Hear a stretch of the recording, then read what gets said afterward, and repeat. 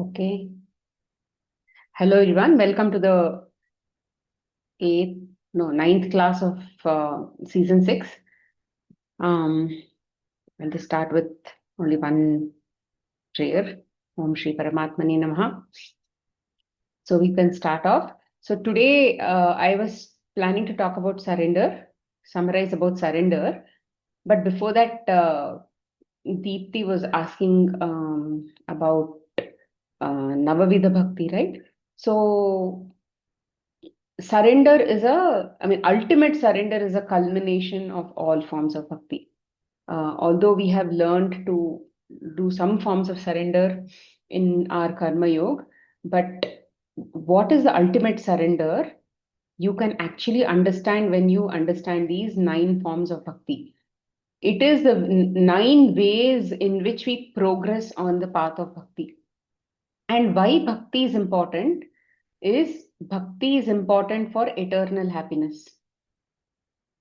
There are a lot of misconceptions that it's not necessary to have bhakti. We don't have to go on the bhakti path. We can actually just go on the meditation and experience oneness with God. So basically, that kind of without that kind of humility within us, we really cannot become so expansive. So how do we become humble? How do we become humble is when we start seeing somebody else as more superior than us. So, who is more superior than us? Okay, for example, let's say when we were children in our school, the teacher was very superior compared to us. And we all had our favorite teachers, isn't it? We all had our favorite teachers.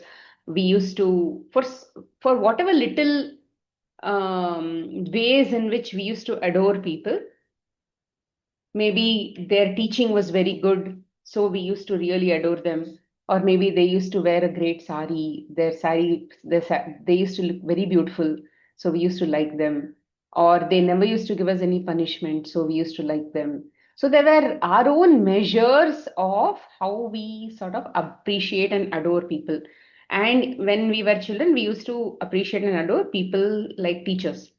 Then, as we grew up, maybe we started adoring our seniors. Initially, there was nothing like a senior concept when we were in little classes, younger classes. Or earlier classes. We did not have the concept of seniors. But then, as we started to eventually grow, maybe in high school or something like, we did have seniors. In college, we had seniors. So we used to look at their way of studying, their efficiency. So we used to adore them. And then, so now what happened to the teacher in the kindergarten? Since the measure has now become very relative, you have grown and you've seen probably better teachers. So you do have respect for that teacher, but that has sort of the same feeling that you had when you were a child is no longer there when you are in high school towards the same person. Now, as we grew up, eventually in office setup, we may have such people who are very efficient. Um, you may know about their nature, and then you start to have a very good, what do you say, an attraction towards them. It is not more of a physical attraction. It is more of a attraction from a virtues point of view. You know their virtues. You've started to understand their virtues, and those virtues have made them superior in your eyes. Now, for example, let's say you're traveling in a bus, and then some older person comes and stands next to you. Now, he says, can you give me some space? Then you say, no, I came first. I came first, so I reserved the seat first. I came and sat here first, so I'll not get up. Then somebody, let's say around me, they tell, hey, you don't know this person? He's our company chief. And then by that time, you've actually learned a lot about your company chief, and you know all their good qualities. You know employee friendly he is, and how he goes out of his way to support people and to be ethical in his ways. So you know a lot about him by now.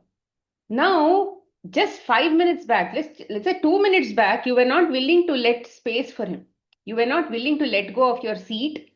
Now as soon as you get to know that this is the name of that person and he is so and so, you immediately stand up and then you say, "Please, sir, I'm very sorry. I didn't know who you are. Please excuse me. Please take my seat." Now, what happened between that moment to this moment? In the past, you were ignorant about that person, and now you were made to remember that knowledge of who you are in relative to that person. Now what happened? Everything shifted, and now suddenly whatever that respect came from somewhere. Now this is called bhakti. Bhakti, we can now there are so many people. For example, a person today in today's times. Now, let's say most of us go and vote, but how often we learn about that person and go and vote? How often we study and do research about that candidate and we go and vote? Very rarely. I've not seen too many people doing research these days. So they say, "Ah, my family and all is voting for BJP. I'll go and vote for BJP." Or my family is voting for Congress. We are pro Congress. We will go vote for Congress. We are pro BJP. Why? Ah, my father told me. My mother told me. So this is very important. Knowing about the person and then understanding how they are superior to you. See, a person here, it doesn't mean superiority in terms of even, let's say there is a child. Okay, now that child, for example, is showing some virtues which are beyond your imagination. You did not even think that you can actually get there. Okay, it is something that is non-reachable. You feel that it is not reachable, non-reachable for you at that moment. Okay, let's say for example, Shakuntala Devi. Okay, people from my times who remember Shakuntala, she was a famous mathematician. Now she used to just solve mathematics problems like this. I'm just giving an example, not an example for Bhakti. I'm just saying. Now she is sort of not reachable in my opinion. It is a innate form of mathematic knowledge that she has. Now, suddenly, if you think about Shakuntala Devi, you'll get only a lot of respect for her. Oh my God, she is a great mathematician. Or when, let's say, you think of Abdul Kalam Azad, you think of all of these great people who have served the nation. Let's say Mahatma Gandhi ji. Or then you'll remember now. Let's say if a newborn or sorry, if a new child today in school, if they talk about Mahatma Gandhi ji, they never I think as much as we know during our times also there was no Mahatma Gandhi ji, but then the to the extent that we have been taught about Mahatma Gandhi was far higher compared to, let's say, what our children or the subsequent generation is actually learning. Their understanding of Mahatma Gandhi is not so great, if you ask me. It is more bookish knowledge. For us also, it is bookish knowledge. For me also, it is bookish knowledge. But to some extent, maybe during our times, Doordarshan and all of these old what do you say, the media used to cover some amount of patriotism and all of those things. And even Hindi movies or Kannada movies or whatever movies, local language movies, they used to bring out a lot of Desha Bhakti and all of that. And then we used to be able to see that in action in all our movies to some extent. And let's say autobiography, what is that?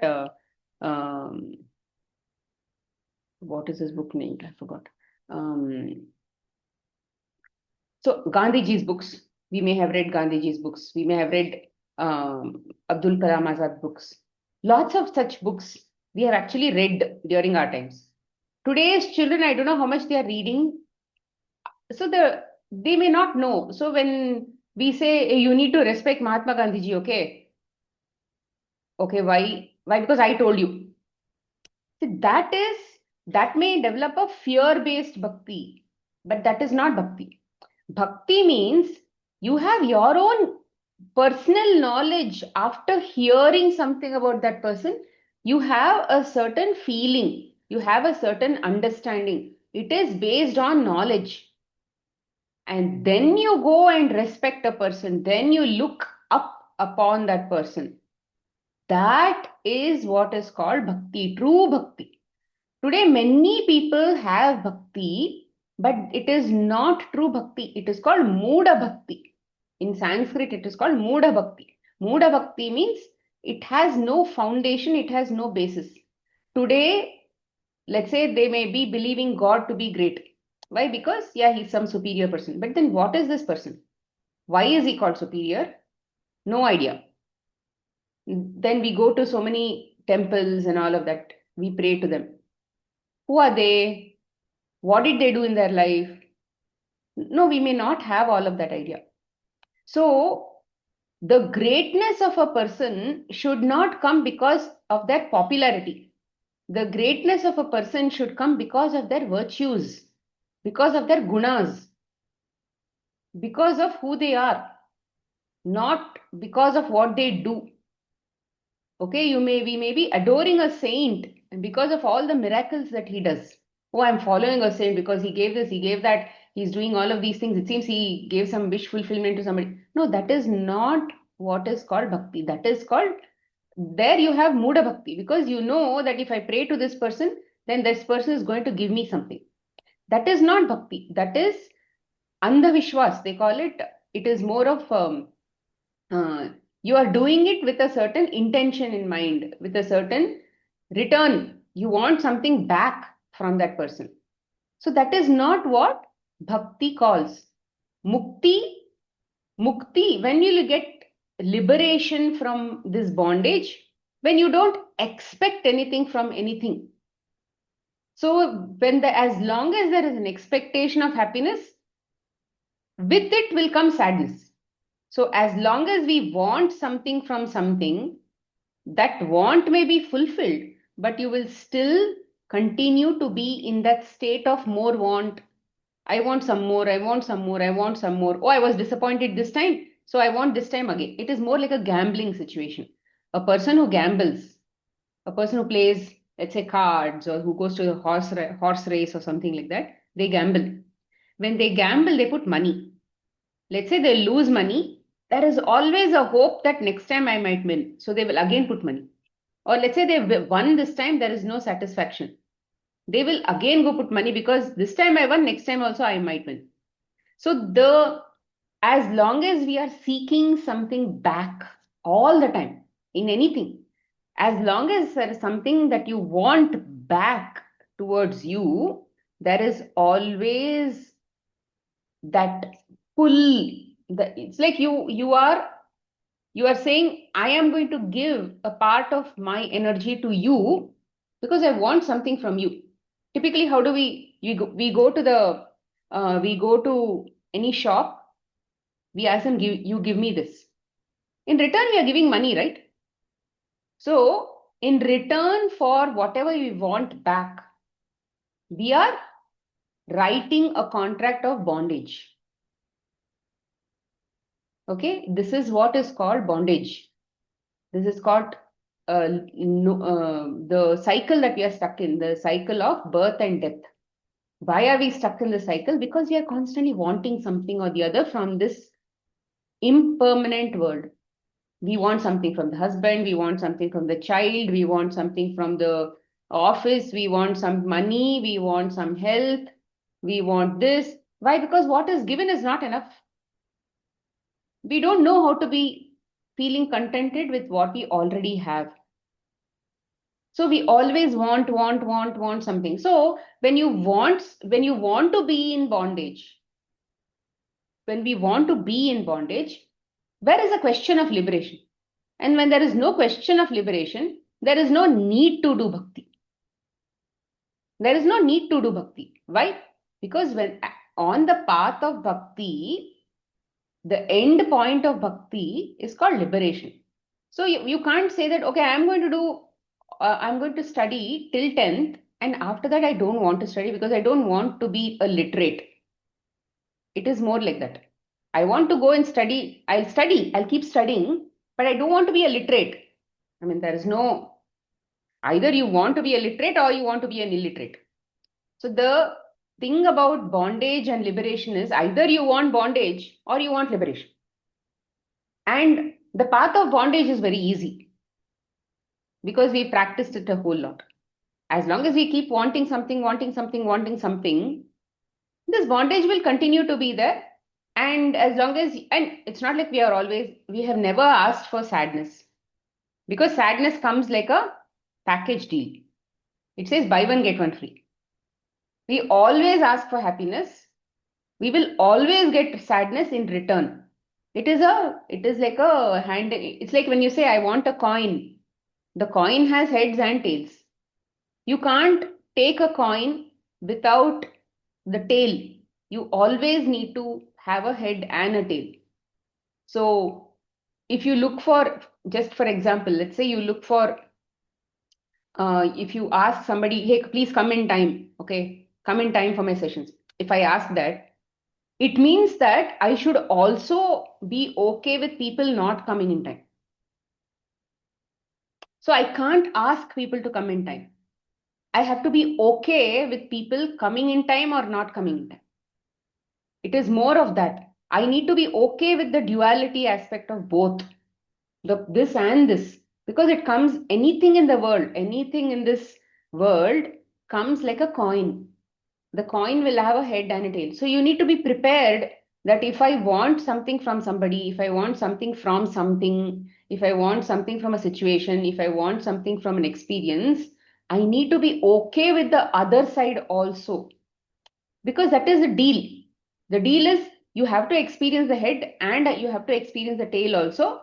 Once you have asked for a coin, you need to be prepared to experience both. Otherwise, the coin's job is not complete. The coin's job is not complete. The coin has to give you both. It's like saying, okay, I want to see only the head part of you. Okay, I don't want to see the tail. You cannot do that, no? It'll look the same. Like this, if you do the coin on either, if you do like this also, it is a coin. Like this also, it is a coin. So you cannot not see the tail. You will have to see the tail. So that is the whole point. Let's say you ask for a job, like how Durga is looking for a job. Now, if Durga looks for a job, she should be okay with not having a job also. That is the part of duality. The duality is I'm happy without a job, but then the thing is, okay, if I don't have a job, then I have financial challenges also. So what I'm doing, I'm also asking for money. I'm also desiring money. So it means today you may get money. Let's say you may get a job, you may get money, but then the thing is, there is a part of us which will say, you be prepared, okay? And that part is also coming. Or now this part is happening, no job, no money. Now what will happen?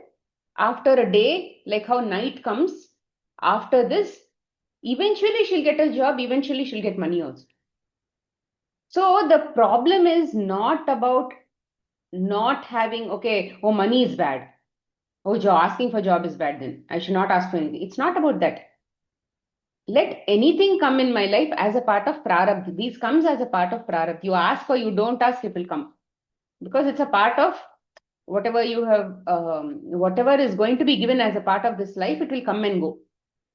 So you should think that me asking for it, it does not really matter. Me being contented with whatever I have only is mattering. Today, in whatever state I am, I should be able to say, I'll try to look for a job, but that should not stop me from being happy in whatever state I am. That is the more thing. In whatever state the coin is, I have to still be happy in for all states of that coin. Anyway, so coming back to bhakti, bhakti is a state which comes from knowledge. And which is why in all of these classes, the very first class and in many of the classes, I talk about God. Why? Because without understanding about God, we may never be able to do acceptance and surrender. We may never get to that state of contentment. And that state of trupti, that state of contentment is absolutely necessary. See, in acceptance, what do? We say that whatever is shown to me is my own nature. So it's not like I'm in a lack state anymore and I want to complain about the other person. I'm not complaining about anybody, right? I'm subtracting the pose from the equation. And then I'm just staying with whatever is shown to me within me. And I'm not even asking for a change of what is shown to me. I'm saying, oh yeah, this is what I am. I am in acceptance. There is like a full stop there. You have put a full stop after you saw what you are.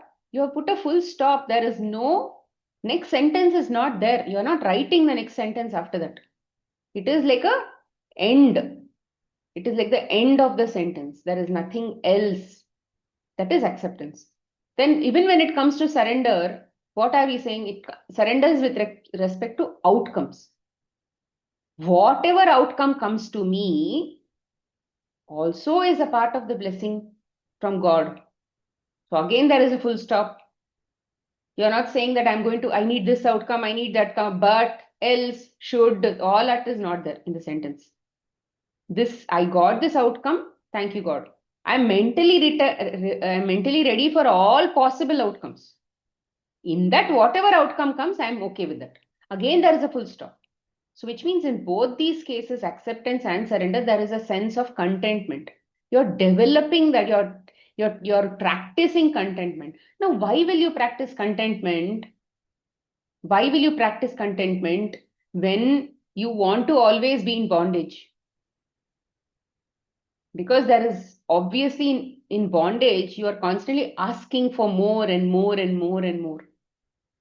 So there is no, so this acceptance and surrender concept eventually will have to merge with this bhakti line. It cannot be merged with the bondage line. Because in bondage line, it really doesn't work. Because we are constantly asking for more and more and more and more, no? So where there is asking for more and more, there is no sense of contentment. And there is no sense of whatever is shown to me is enough. No, but I want to be this also. Yeah, okay, whatever is shown to me is what I am, but then I don't want it. No, I want something else. No contentment. No trupti about what we have. No, I want more. I want something else. Because there is no knowledge. So knowledge is very, very important to for bhakti. But knowledge about whom? Knowledge about God. So bhakti comes from a place of knowledge. It does not come from a place of no knowledge. No knowledge. Only if you know about that person only there is bhakti. If you don't know about that person, there is no bhakti. So there are five, according to Bhagavata, there are 9 such forms of bhakti. It is more like a step by step, like first standard, second standard, third standard types of thing. In bhakti, you should also understand why do we do bhakti? We do bhakti because we think somebody is more superior than us. Superior in character, superior in virtues, more I should say virtue, gunas. Now, if you see let's say you don't have so much of authenticity in you. You may not have been so ethical. You may not be so, let's say, chalta hai types. Now, let's say you will see a child, a young child. A young child has, let's say, a lot of gratitude bhav. His samskaras are very good. He is very ethical in his nature. Young child, but he is very ethical in his nature, very prompt, very punctual. Now, what do? You have bhakti in that person also. Because now you see something in him that you don't have. You think you don't have. Now, what will happen? You will actually start to, like he became somebody more respectable in your head.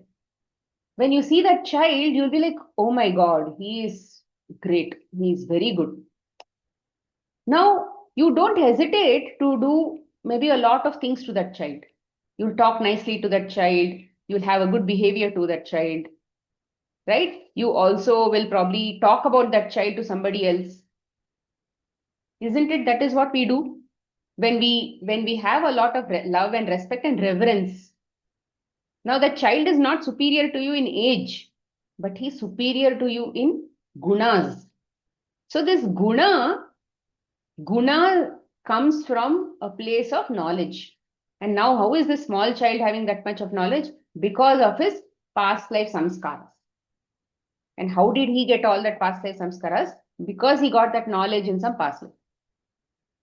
Now, where does gunas come from? Gunas again is coming from God. Virtues are again coming from God.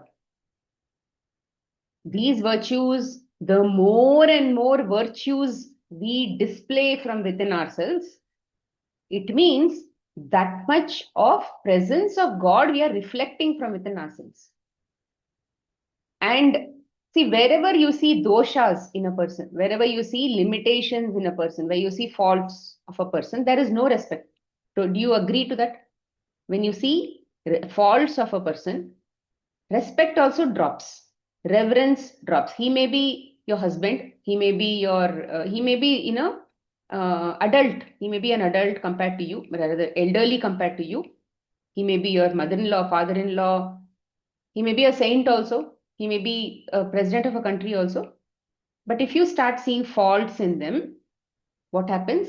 Your respect that you have within you has dropped. The respect that you give has actually dropped. What does it mean? The virtue called respect, the virtue called reverence within you has dropped. Forget about the other person. We'll subtract the pose from the equation. The virtue in you only has dropped. Why? If you start seeing faults of the other person, you lost something. You lost God. You lost that much of God within you. God is not, because he says, hey, I am omnipresent. I'm in everything. I'm in everything. There is not a single physical or a subtle aspect in this cosmos where I'm not there. Because I am the raw material in which everything is made of. Good, bad, ugly, everything, including the asuras, the daityas, and all the bad qualities, everything is God only. But God has everything within him, but he's called a nirlipta, means he is not affected by it. Because in Prakriti there is good, bad, ugly. Prakriti is again his own reflection. But he is not attached to any of those things. He is basically like a drop of water on a lotus leaf. It is not making the leaf wet. So the presence or absence of that is actually not bothering God in any way. For example, let's say green color leaf. What happens when sunlight falls on the green color leaf? The leaf is reflecting the green color. It is absorbing all the other 7 colors of the rainbow, of the sun's rays. Only green is reflected. All the other 6 colors are absorbed inside. That is why it is looking like green. It looks green. What about a red rose? A red rose reflects red, which is why it is red color. Some roses reflect yellow color, some roses. So every color in our visible spectrum is reflecting something and absorbing something else. Now, who is actually doing this intelligent work inside the item? God himself. By his own will, he's saying this has to be this color. This rose has to be this color. This leaf has to be this color. Some leaves are yellow in color. Some leaves are off yellow in color. Some are like this, some are like that, whatever. Some greens are dark green in color. Some leaves are light green in colors. Some money plant leaves are mixture in color. There are so many varieties, no? So what does it mean? It means God is inside us like a sunlight. But what we are reflecting is based on the gunas that we have. If the red is more within us, maybe we are tamasic. If let's say green is more within us, we are sattvic. If white is more within us, then we are beyond more and more sattvic. Something like that. See, even they say that avatars like Rama, Hayagriva, Those avataras are displayed with a white color symbol. Shweta Varna, they call it. But let's say some aspects like blue, Krishna's blue color and all, is more, he came in the form of a Prema avatar, but he destroyed a lot of asuras. And what about Parshurama? He was a killer, he was a warrior. He is displayed, his form is more reddish in color. His form itself is more reddish in color. So in God also there are forms like this. So basically we will reflect God the way our gunas are. So if we see a child who's reflecting so many gunas, it means that that much of God he is actually reflecting. That much of God is coming out from within him. So when you see somebody with good qualities, and or let's say somebody appreciates you, hey, you're such a good blah blah blah. Don't think it's our quality. Also, they are seeing some good quality within you. What does it mean? It means that they have the divine vision. The person who's seeing has the divine vision. We don't have to get carried away. Oh, I am so great. No, it doesn't have to be like that. We should stop thinking like that.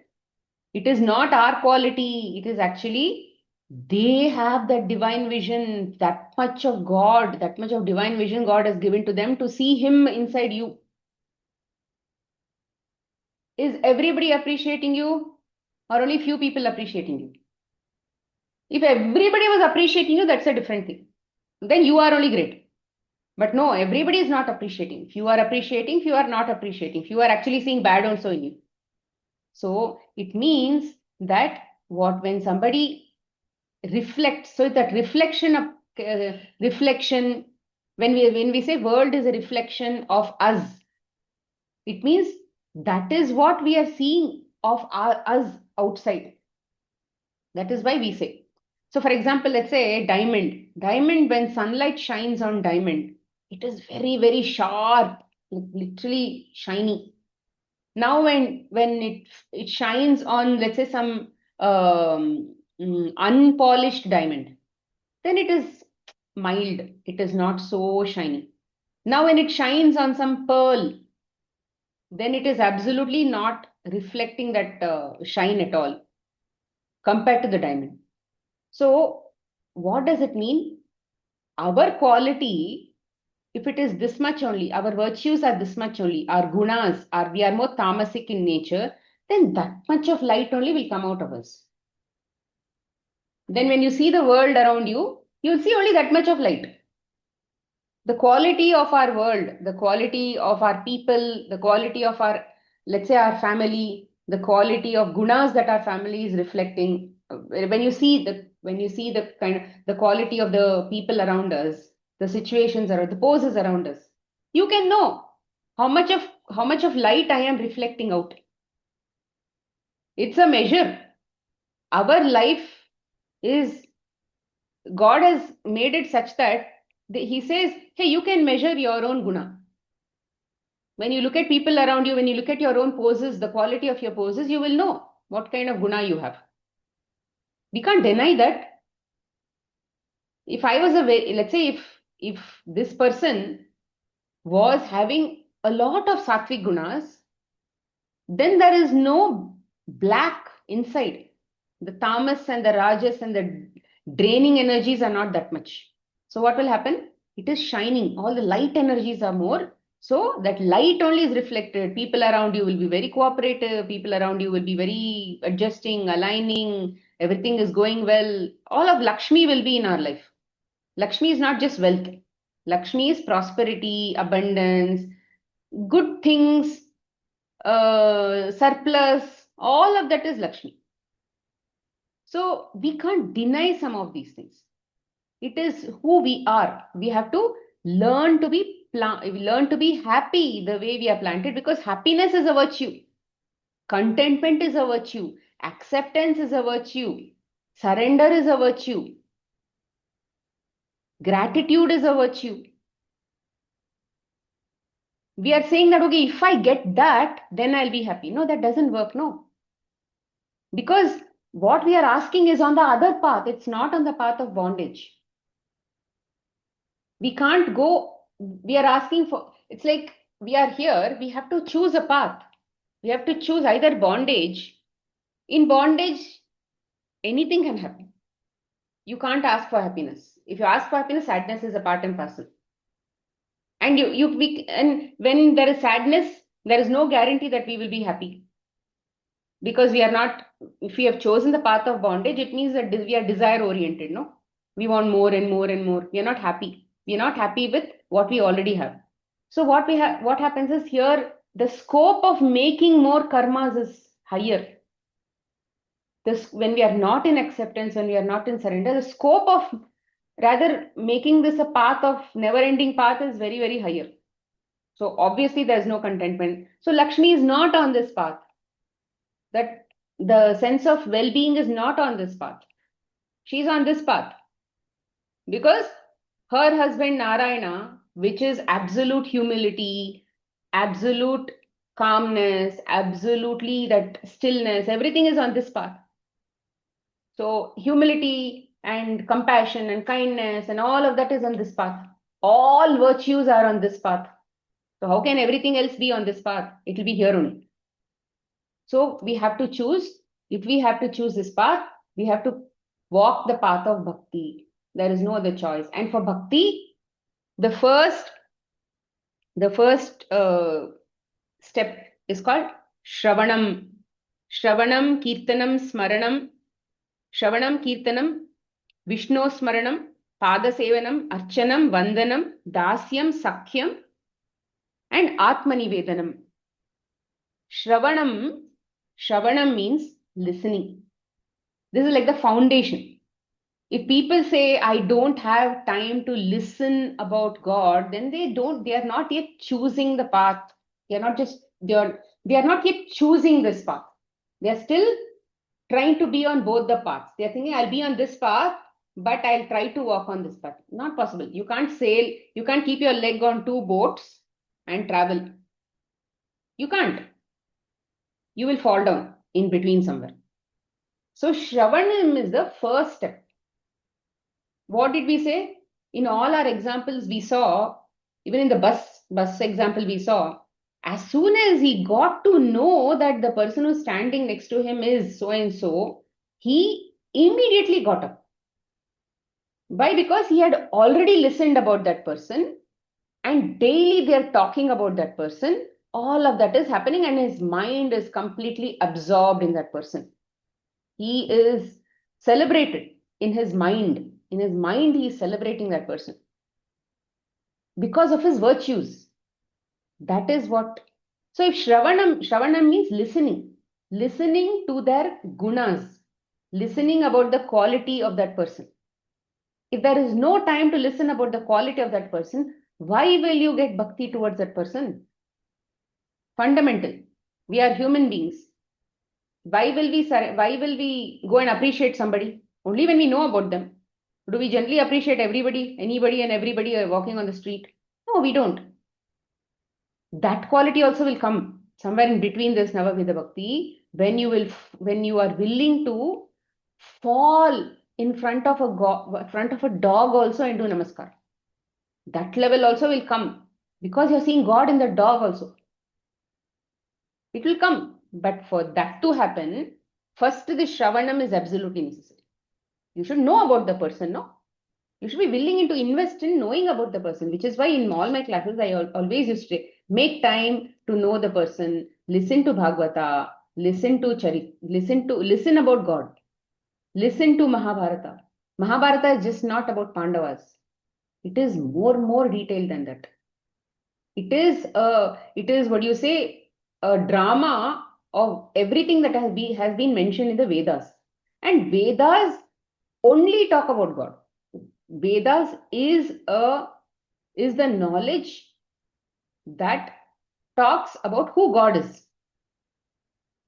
That's all. And all the Upanishads are only in their own ways, they are telling who God is and what God is. So if we may not be well versed in reading Sanskrit and all, but we are definitely have access to YouTube. We definitely can do that. So spend some 5 minutes, 10 minutes a day listening about God. And when I speak about God, God's hand also is God. Everything is God. God's hand is also God. God's leg is also God. God's nails are also God. God's eyes are also God. God's hair is also God. Everything is God. There is no difference between God's hair and God's leg. Duryodhana did that mistake. When Krishna was sleeping, they wanted to meet Krishna for about the war. He came and he came first, and then he went and sat at his near his head, because sitting at his feet was very insulting for him. Oh, I am insulting myself if I sit at his feet. So for him, God's leg was inferior compared to God's head. So he sat near the God's head. Even in the what is that called? Samudra Mathana. The Asuras, they chose while doing the tug of war, no, with Vasuki, the serpent, while churning churning the ocean with the Mandara hill, with the Meru Parvata, sorry, Mandara Parvata. The Asuras did not want to hold the tail of Vasuki, tail of that snake Vasuki, because tail was inferior to them. Who thinks somebody is superior, something is inferior and superior? People who have ego think like that. So Asuras are people who have a lot of ego compared to people who are thinking about God, right? People on this path are more egoistic. People on this path are choosing to let go of their ego. I will not say they are 100% ego free, but somebody who's who's willing to walk on this path are willing to let go of their ego. No, in acceptance, ego is now gone. In surrender, you're willing to let go of your ego. So there is at least some progress happening here. So Asuras, they chose the tail of the snake. Oh, sorry, they chose the head of the snake because tail was inferior, and then Devatas chose the tail because for them tail is also God, head is also God. So when every single time they were pulling the snake like this and churning the mountain, the snake was hissing, hissing, hissing because it was all getting squeezed. When when the snake was hissing, it was hissing the poison also out. Now, every time the poison was coming out of the head, what was happening was their Shakti was also going down. They were inhaling the poison. They were taking in the poison, and then that poison was actually draining them even more. So, in the Samudra Mathana, God was inside the Asuras also.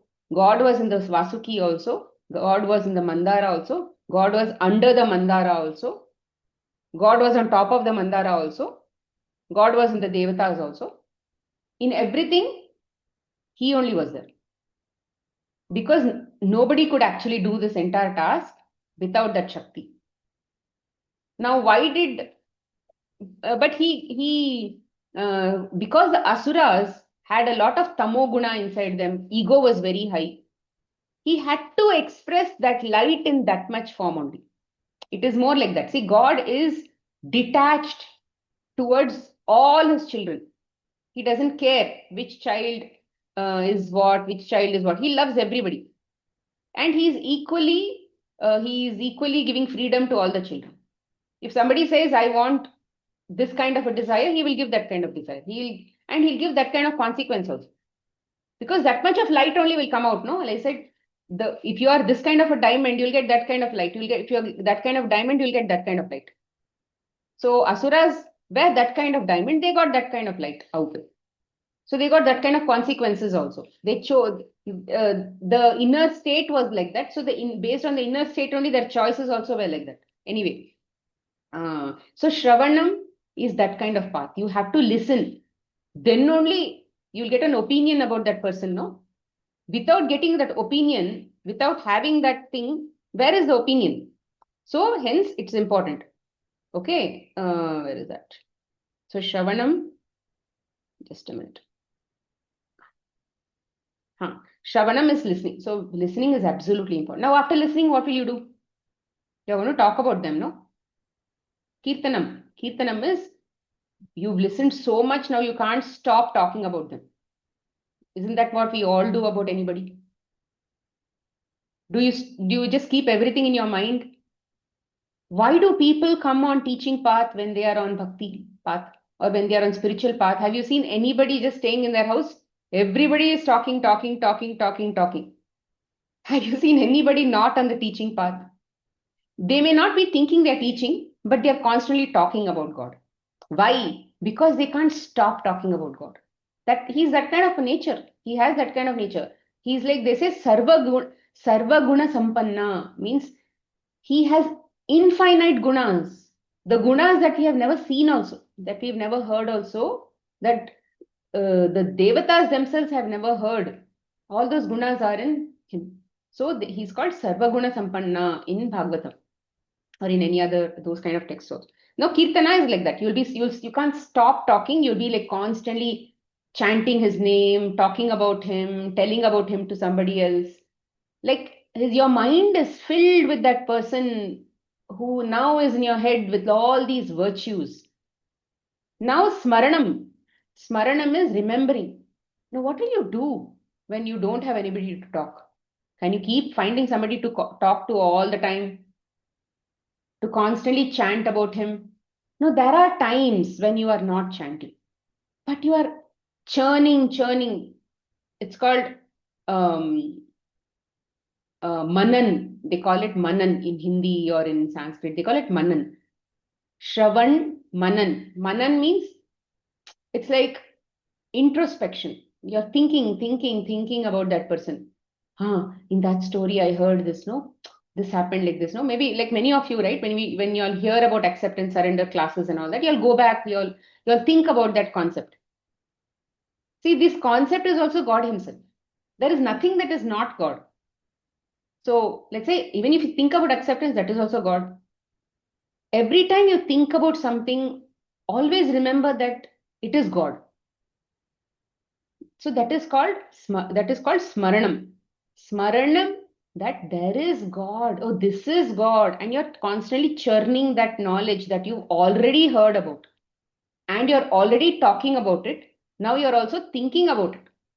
So this thinking about it, no, is extremely important for you to eventually be able to apply it, which is what we do, no? Listen to the class, go back and practice and you can't just practice, you have to think about what was taught in the class, and then you have to be able to see how to apply it in your own situation. Because Smita is not knowing about everybody's situation, we can't talk about everybody's situation in the class. So you are now your own teacher to be able to apply that knowledge in your own life. See, bookish knowledge or any knowledge that you hear like this is others. Paradhana. Paradhana means it's like the wealth of somebody. Somebody introspected, somebody thought about it, somebody did manan about it, somebody did thinking about it. It's somebody else's wisdom. It's somebody else's knowledge. Now, what is your knowledge? What is your money here? What is your dhana? My dhana, your dhana. What is your dhana? What is your own personal thing in this? That will come only when you think about what was taught in the class. Similarly, you have to, whatever you heard, if you are able to do manan, introspection about it, and then, oh, in this particular situation, I'll be able to apply. That is personalizing the knowledge. No, that is your wealth. You have to make, that is earning of your wealth. That work that you did in churning, churning, churning, and then you got the butter out of it, no? The churning of the butter. That is the butter. You got that understanding of how to apply, and then you applied also, and then you got some understanding, some experience, and all. That is called butter. Churning your own ocean, and God helped you to churn that ocean. You should not forget. He only helped in everything, He only there. So that is called smaranam. Next is pada sevanam. Pada sevanam. See, in Shravanam, you were listening. Sorry, in Shravanam, you heard about God. In Kirtanam, you used your mouth. First sense organ, second sense organ. You use your tongue to talk about that person. In Smaranam, you used your mind. Of course, when you are listening also, your eyes were used, right? Your eyes and all were used. So let's take it for granted. In Smaranam, you are using your mind. Now, how many organs are used? Ears are used, mouth was used, mind was used for God. Now, three are absolutely. Now, Pada Sevanam means doing rituals, all of these small, small things. Like you are, you see, you now are able to see God. You are able to think, oh, God is probably in here. I have to do acceptance here. I have to do acceptance there. I have to do here. So that you are actually doing seva to God by doing seva to your poses, or maybe to some elders, to some people who you see with lots of virtues like this. God, you see godly qualities. In Bhagavad Gita 10, in 16th chapter, it is called Devi Guna. Okay? Devi Guna, Asuri Guna. So in Devi Guna, there are lots of these virtues, good qualities and all, no? You see, when we see good qualities in somebody, when you see somebody who's a bhakt, true bhakt with knowledge, it is coming from knowledge, not fake bhakt. Not fake bhakt who's just saying, oh, I'm actually able to see God in all my visions these days. No, that is not a bhakt. The bhakt is somebody who's actually stable, who knows he's everywhere. Let's say when Rama is, they say in Ramayana, Ram is now going around in search of Sita. Ram is crying in the Vana and all of that. You also cry off. Why do we cry? When we see somebody suffering, we cry. Will God suffer? No, God doesn't suffer. So we should be able to see Ramayana and also be stable and say, oh, this is God's Leela. Because it's coming from a place of knowledge now. It is not coming from absolute emotion. Emotional bhakti is not bhakti. That is Muda bhakti. It will not be stable. Tomorrow you are emotional. Tomorrow when something happens in your life, you can maybe go and tell something back about God only, or you'll forget about God. Such a state, you'll forget about God. You'll now get carried away in the sansar. Oh, why do I have this? No, I don't have time for God because I have to do this, I have to do that, I have to do this, I have to do that. It is more like that. Emotional bhakti is not sustainable. Otherwise, people with emotional bhakti would have already got moksha. No, moksha is for a person who is absolutely rock solid. Take a nail, okay? There is a nail. You hit that nail on the wall. Now, typically, what do we do after hitting the nail on the wall? You are a nail. You're constantly banged like this. Then what happens? You will be shaken like this. The nail will be shaken like this to see whether it is actually holding the wall or it is Dila. Then they'll put some wooden block inside and then they again nail. Initially it was nailed directly to the wall. It did not stand. Then one guru, one source of knowledge will come. Then on the source of knowledge you are putting that nail and then constantly hammering that nail and it's like more of application of that knowledge. Hammer, hammer, hammer. Then it will go stable. It will be stable in that wall. You move it like this also, it is becoming unmovable, immovable. So all of this has to happen in true bhakti. On this path of bhakti, it is not easy. Okay, this path is very easy. It seems easy. Okay, it seems easy. But it is actually having a lot of pitfalls here. But this path is hard, but it is sustainable. In the long run, this only will work. And you'll get this also. Here, you'll get this also. Here we are running after this, but we are not actually getting that also. But here we are running after God, but we'll get this also because this is also God, no? So he will give us this also. So Pada Sevanam is we are basically doing more of service to God. Service in all forms to God is called Pada Sevanam. Then Archanam is worship. Worship, see in Pada Sevanam again your hands are used. Your hands are used to do service. Then in Archanam, again, hands are also used, but more mind and hands are used. Of course, in mind, see, when I talk about the next few steps, the previous are automatically already there. Okay, it is because the first step was there, only second step happened. Because second step happened, only third step happened. So by the time we come to Archana or worship, previous step of Pada Sevanam was already there. Now in worship, you are actually maybe doing, let's say there is a puja room, you're offering flowers to God. It is more of you're actually connecting with Him and with objects that you think are His own creations. He is in this form also, and I'm actually giving myself to Him. It's more of I'm giving you this.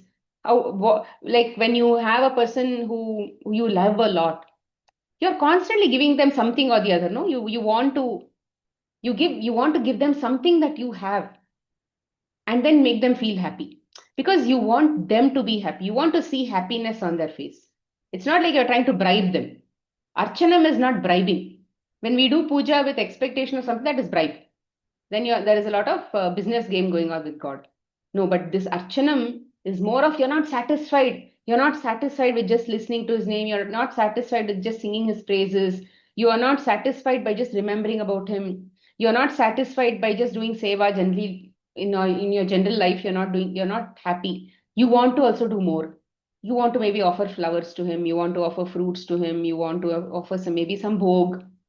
All of these rituals have come because people thought that at least that when they keep doing some of these things, that archana bhav will come to them. When they go to satsangs, in the past, people used to have regular satsangs where all of these things were discussed. So it was like all of these are part and parcel of a community, upbringing of a community. When children were growing up in a community, all of these are part and parcel. Today, all of these are not parts and parcel.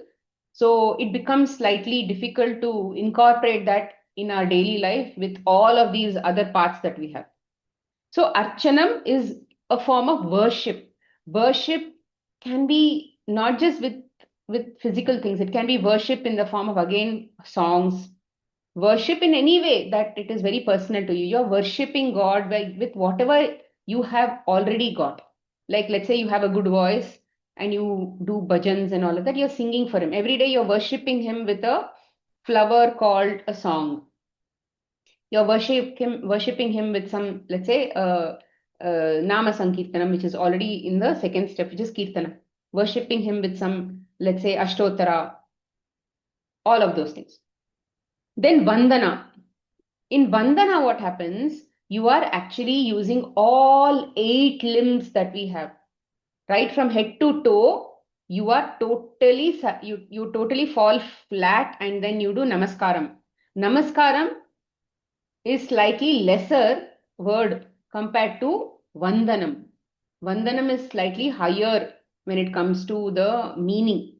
You are totally, see, by the time see a person is doing Pada Sevanam, Archanam, Kirtanam, Smaranam, how much of God he has in his head, isn't it? Now he's so totally fida over God that he's absolutely, they say head over heels in love, and then I'm like totally falling flat in front of you, they say. No, it's more that I'm doing Sashtanga Namaskaram, they say. No, like you have fallen flat on the ground in front of God, and you're totally in that humility state. Then Dasya. After Vandanam come Dasya. Dasya Bhava is more of you are the master, I am the servant. But there's a difference.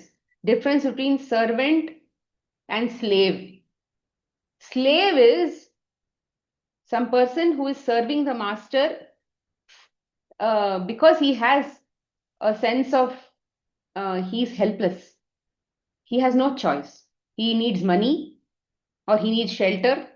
He needs something. He is in that he knows he's inferior. He wants something.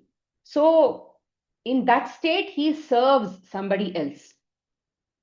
He serves God also for that. Many times we know that we do a lot of seva to God and all of that from a sense of wanting something from God. And they say, I'm totally surrendered to you, God. But in the background, there is always that sense of, oh, I don't have this, I don't have that. So servant as a slave comes from that thing. There is helplessness, there is sense of, I don't, I'm not good enough, and I don't have any choice but to be a slave of you kind of thing. But when it comes to servant, it is a voluntary thing. There is nobody has asked you to be a servant. God doesn't need servants or anybody. He is like, oh, I am here, I am there, I am like totally untouched by anything. But then you are so fida, you are so absolutely head over heels in love with God that you are like, I'm yours. That is what is called, I'll give examples for these. So that is called Dasya. Dasya Bhav is primarily seen in Hanuman. Hanuman has obviously all of these top qualities also. He has Shravanam, he knows about God, he sings about God, he is constantly thinking about God, he is always in service to God. They say no, when he's going on Ram Kaj, when he's going on any Karya of Ram, he doesn't stop. He doesn't stop. They also call him Mukhya Prana. He is also the Prana Shakti. God has given him the topmost position, the topmost responsibility. I have told that in all this human form, in all our body parts, some god or the other is actually functioning, and all the gods will get rest when we sleep. No, all the gods will get rest. Our eyes will get rest, our nose will get rest, our ears will get rest, everything will get rest. But who doesn't rest? Prana Shakti will not rest at all. That is what is shown even in Sundarkand. In Sundarkand, Mainaka Parmata will tell Hanuman. I mean, he knows Hanuman is this great person, is actually going on Ram Kaj. Even I want to help. Mainaka Parvata and the Samudra Raja is thinking, Varuna is thinking, oh my God, I also have to help. I have to participate in this great work.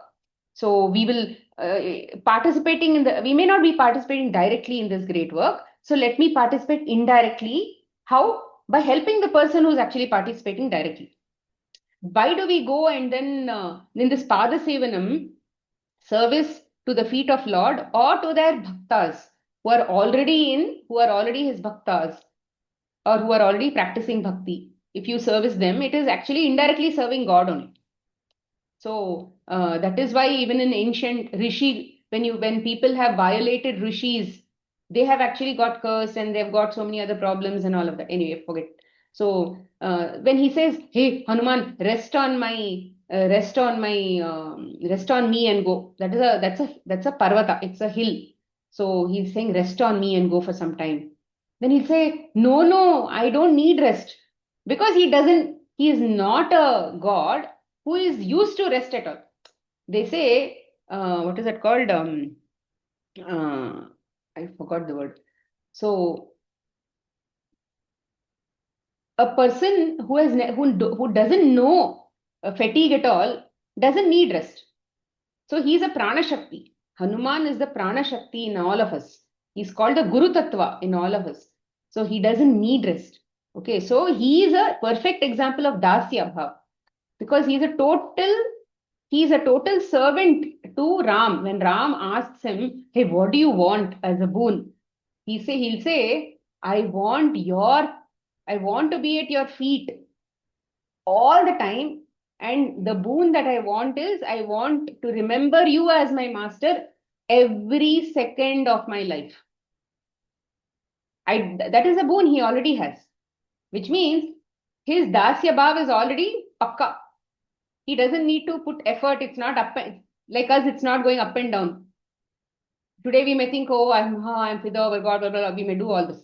But tomorrow we may also drop down to tamas and little bit of all of this might go off also. But in Hanuman, he has already got a boon to be a servant to God. And he's got the ultimate position to be having that. He's a Prana Shakti. So he's called the Mukhya Prana. So that is Dasya Bhav. And in Dasya Bhav, obviously, you know what all people do. There is nothing like I should do, this is less work for me. There is no sense of dignity. There is no dignity of labor. He will go and wash the vessels also. He will go and do something else also. He will do good work also. He will do bad work also. I mean, there is nothing like this is inferior work, that is superior work. So, which is why when the Devatas chose the tail, they didn't feel bad. And when Arjun sat in front of God's leg, he didn't feel bad because for him, leg did not matter. Which is why I said God's every anga, every part of the body is not inferior. So if a person is saying, I will, okay, see, you can, okay, this is let's say, some yajna is going on. I'm just giving an example. Yajna is going on. You have to wash the vessels. Then there are many people who will say, no, no, I can't wash vessels. I will go invite the guests. I will go and make them sit. I will take care of their coffee. I will take care of their tea. I will take care of the food. Many people say this. They will tell, I will not go wash vessels. There are people who will say, I will go and wash the toilets also. Where is this coming from? It's coming from that I just have to contribute to God. I just have to serve God. What I serve is doesn't really matter. So when this kind of attitude comes in your own house, you will not be choosy about what work is coming to you. You will not say, why me? See, in the past, when all of this kind of first world mentality, when we did not have all um, this kind of mentality, when we did not have why, oh, why me? All of we are off late like this only. But in the past, when our grandmothers and great grandmothers were there, they never questioned like that. When they used to have very, very big families, but they never questioned about why should I be in the kitchen. They never questioned about why are you not telling me these things? I should know all the matters of the house. They never questioned because they knew what came to their plate, they had to do to the best of their abilities. That was the service that they already knew that they had to do. They didn't question why not, why this is not coming to me. For them, service was service. Somebody was, I was listening to some Harikatha, and then there they were telling that in that person actually was old, and he was telling in his olden when he was young, he saw that. So in his younger days, he saw that there was this yajna that was going on, and then one old lady, she said, I can't come and eat free of cost like that. It was a public, it was open to the public kind of thing. Anybody could come and eat. That was a thing. She said, no, I can't come and eat just like that. I have to serve. And she was in her 90s apparently. I will come and do Puran Poli. I will come and do Holge, she said. She had one hand. Her other hand was paralyzed or something. How will you do? No, no, it's okay. You can eat and go just like that, they told it. And then she said, no, no, no, I can't come. If you want me to come and eat, then I have to come and serve. I will come and do this whole day, she said. That was the kind of commitment they had. Today, we are asking why this work came to me. In the past, they would say, give me work, I want to serve. That was their attitude. That is why those days people never fell ill with cancers. People did not fall ill with all kinds of. They had cough, cold, and all of that they had. They didn't have big life-threatening issues. They didn't have. Very rarely today all those problems that we see was not there in those days because that mind was so humble. It was okay. It was okay. Whatever came. Husband was abusive. Yeah, my husband is like that only. That's all. This is what I am. It was not like they actually broke their head every single day thinking that my husband is like this, my husband is like this. They didn't go tell about their neighbor telling about my husband is like this. They never even, they had this policy that the thing that is in the house should not go out of the house. The matter that happens in the house should never get out of the house. So they never spoke about that to anybody. And obviously they never spoke about that to anybody. They would have eventually come into that sense that, okay, this is what it is, acceptance. They may not have the feeling that, okay, this is what I'm seeing is within me. That may not have been there. But either way, they practiced acceptance with whatever the knowledge they had. So this dasyam comes from a state of no questioning mode. You don't question. I am every single moment in service to God. No, what can I do? What can I do? They're searching. They're searching. What can I do? What can I do? Can I do this? Can I do that? Because you want you now know by this time, Seventh step, you already know that God is everywhere. So in Vandana, okay, in Vandana and in Vandana state, no, one more thing that is also there when I told you that you're prostrating before God, you're actually seeing God in everything, in every adhishtanam. Adhishtanam means in all forms that God is now appearing in front of you in all the poses, whether it's furniture, whether it is dog, cat, tree, this, that. You are able to see God in everything, and then you are able to. And once you see God, obviously, what will you do? You'll prostrate. Today, we may technically know God is in everything, but do we prostrate in front of the street dog? No, you will think, oh, what will other people think? All of that is there because we are not yet truly there. We are still in that maybe first step only is difficult. Or we are not we are thinking, or do we have to listen? Do we have time for pravachan? Do we have time for listening to this? YouTube is like free, but still we don't have time for all of that. So we are still there. Then Sakhya is in English, it is called friendship. Even in local languages, it may be called friendship, but it is slightly more than friendship when it comes to Sanskrit. In Sakhya, it is more of Hitaishi. Hitaishi it is called. Hitaishi means a person who's like who you know is your well-wisher. Friendship becomes more, you are my equal, I am your equal. I love you, you love me. I like you like me for what we give each other. It's more like that. Okay, but in Sakhya, it is something more. You know that you are my well-wisher. I know. Now, let's say I offer food to somebody. Now, every single time they eat food, they will think about me. See, that day they offered food. Or let's say you offer water to somebody, clothes to somebody, this to somebody. That. Now, every time they wear those clothes, they will think about you. Oh, this is somebody, they gave me this clothing. You'll remember. Now, what if a person has given you everything in your life, including your prana shakti? How much you should be thinking about that person? Why don't we think about that person? Because we don't remember that he has given you all this. That is what is called ignorance. Ignorance of understanding who is my Hiteshi. God is called in Sanskrit, he's called even in I think it comes in Vishnu Sahasram or it comes in Bhagavad Gita, he's called a Suhrid. Suhrid means somebody who gives everything, who doesn't expect anything back. He doesn't expect anything back. Is God asking us to be a bhakt? Is he saying, oh, I'm missing you, I'm in lack, please become XYZ? Like how we ask our children, hey, please give me happiness. Give me happiness. Come and eat this food, otherwise I'll be unhappy. Come and wash your clothes, I'll be unhappy. Come and wash your plate, I'll be unhappy. Come and do this work, otherwise I'll be unhappy. We are begging. Everything we beg, but we don't think we are begging.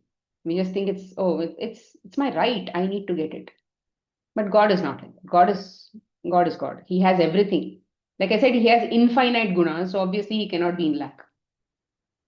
So so when see Duryodhan, for example, when Krishna came for peace, I have told this story in the last class also. When he came for peace into the Hastinapur, he came to say that let's not do this war.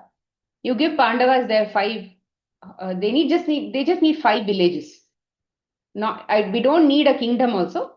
They just don't need a kingdom also. They just want five. Give their share. At least five villages you give them. In five, they will rule those five villages and they'll be happy. They'll not come. So Duryodhana doesn't want to give five villages. He'll say, I'll not give you even a needle space also. So the next step was war. They had to fight their thing back. A dharma youth. Like I said, Krishna came to reduce the weight of earth. Bhubhara haranam, they call it.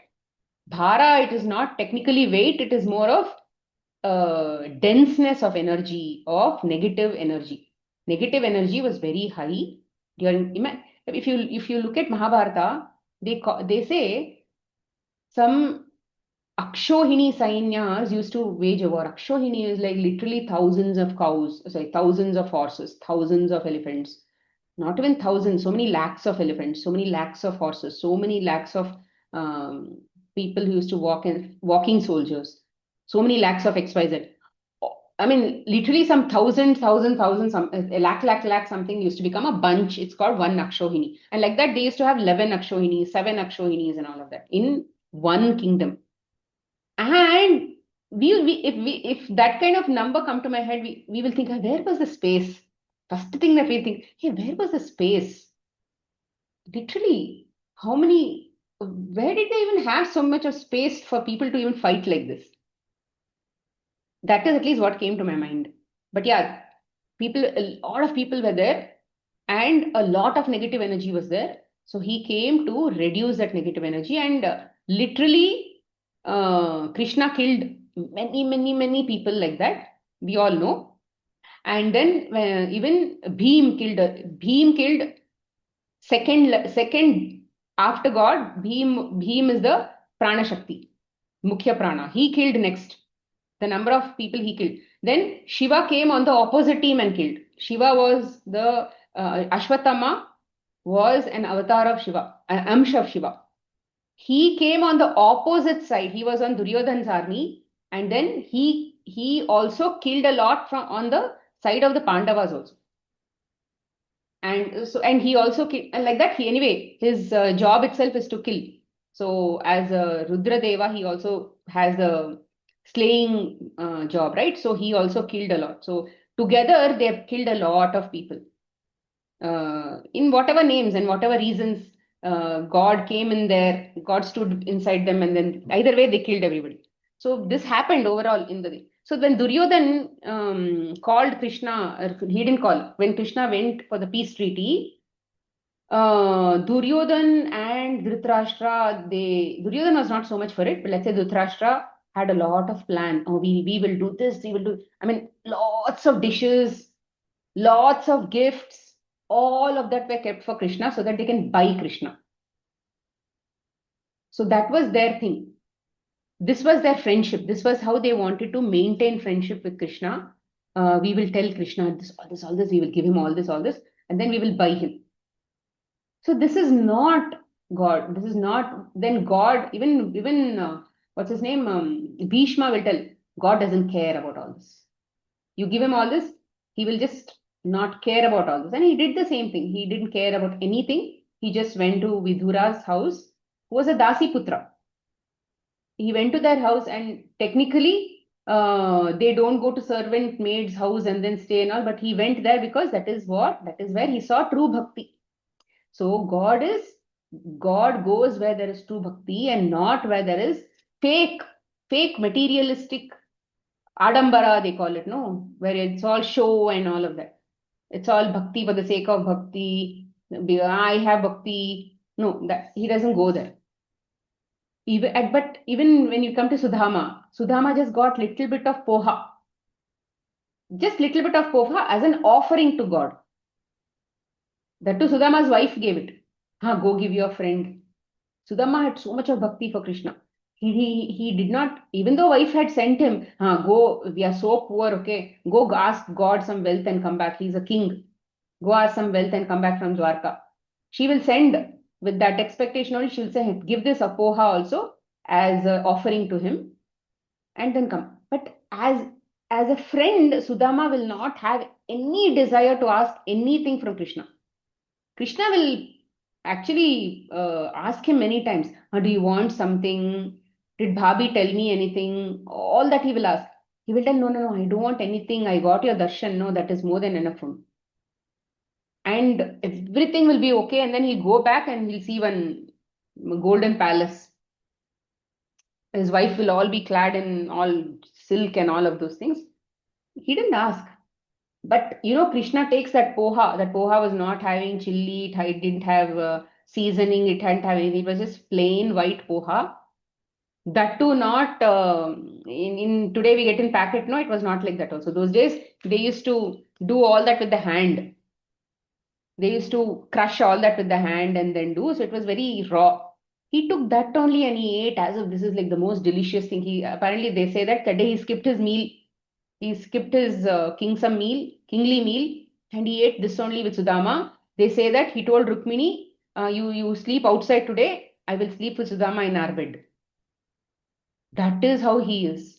He'll say, I will give anything to you. I will give even my private room also to you because you are that so valuable. Bhakta is so valuable to Krishna.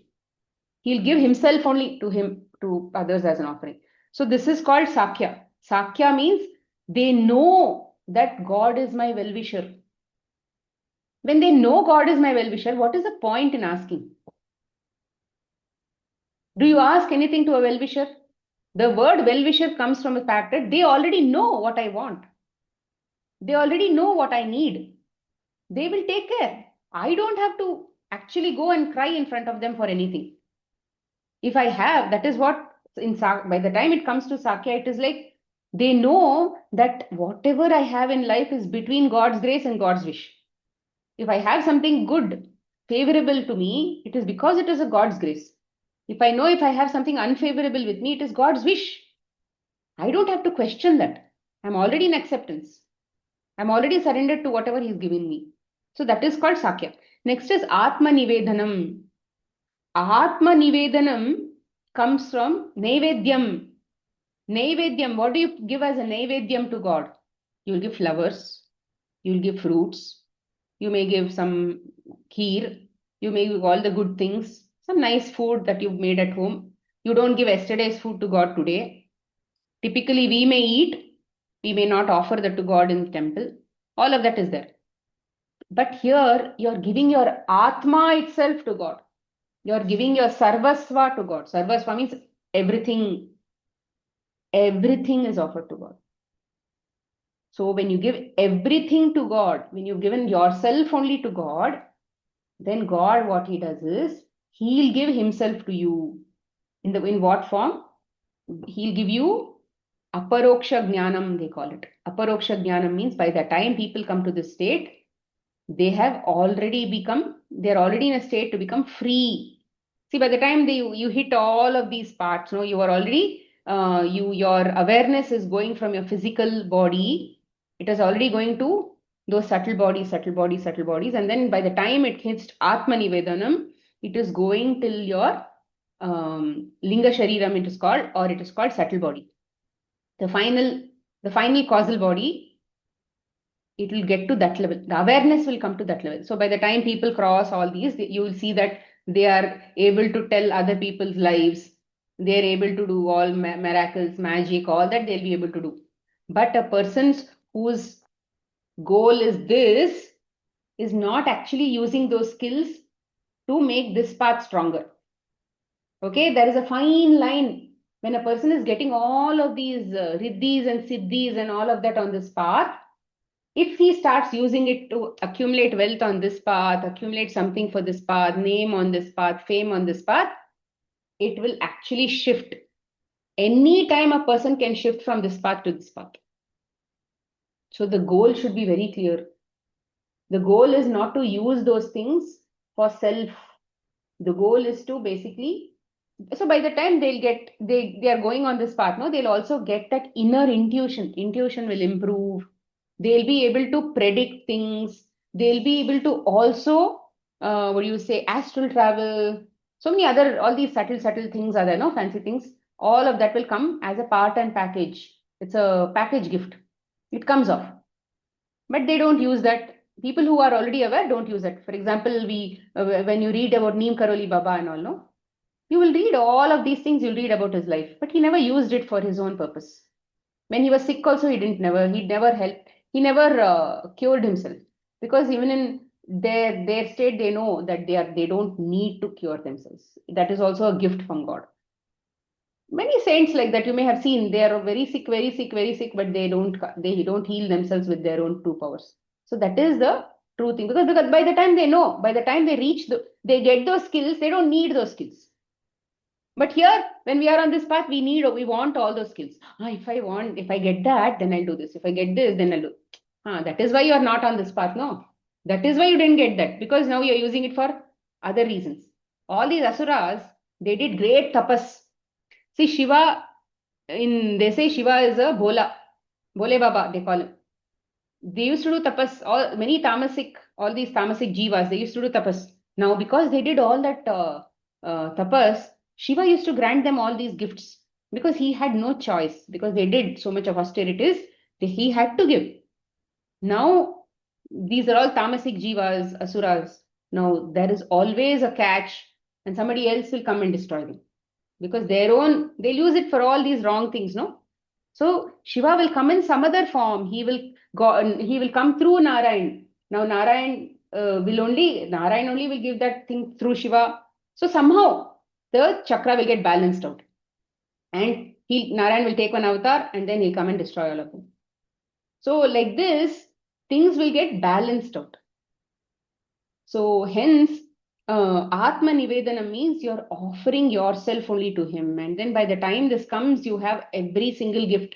So you are in your last leg of your thing. And then that last subtle body also will be destroyed by God, which means that awareness also, you'll go transcend that awareness. And that is when it is called moksha. Moksha is liberation from all the bonded bodies, the bodies that keep us in bondage. Because every body has a desire. In every body, there is some desire or the other, but in every body, if we have to channelize all the desires to desire of God. That is why by the time it is Atma Nivedanam, you are offering your Jivatma itself to God. Jivatma cannot become Paramatma. Paramatma is infinite. Jivatma is always what do you say, one that much level less. So there is no equality. Even when you say I am merged with God, it is not actually I became God. It is never I became God. It is more of God gave me that experience of becoming God, because he is a person who is a giver. He gives you those experiences by being within you. That much of light is coming out within you, no? That much of himself he is giving to you. Where we should not misunderstand that we became God, because he is the cosmos. And if we suddenly start becoming like God, it is not like we became God. If we became God, then why did we even take this journey, no? So it's not like that. So yeah, so this is the journey of all the nine bhaktis, nine Vidha bhaktis, Nava Vidha bhakti. Okay. So surrender is mentally being ready for all the outcomes, because that is also a part of our journey. And where we think God is a Hiteshi, why do we do so much of gratitude writing, all of that? To remember what all God gave me in my life. At least then that understanding of, oh my God gave me this much. Okay, let's say you didn't listen about God, you don't know about God, you don't know his gunas, you don't know anything. How do we know about his gunas? Only when you read Bhagavatam. There are so many stories. When you hear Bhagavatam, there are so many stories, which great moral stories are there in that. We should listen. Mahabharata, there are great moral stories where we put ourselves in their shoe. So much of revelation is there. When we listen to her Ramayana, so much of revelation is there. So read about all of these things, hear about all of these things. This is the first step to be able to start somewhere. So when we even do gratitude and other things, it is more of us reminding ourselves about how much this person has done for me. Then obviously you'll be like totally fida over that person. Oh my God, I didn't do anything for him. He did all this for me. He's given me my life also. I'm sleeping and I'm still breathing. I got up the next day. How severe is that? And how much the devatas are working within us without sleeping, and then ensuring that we are all there. Your eyes, devata might go off, but you'll still have life. That is the power, the beauty of prana shakti. And you know how Hanuman is. He will do only what Ram says.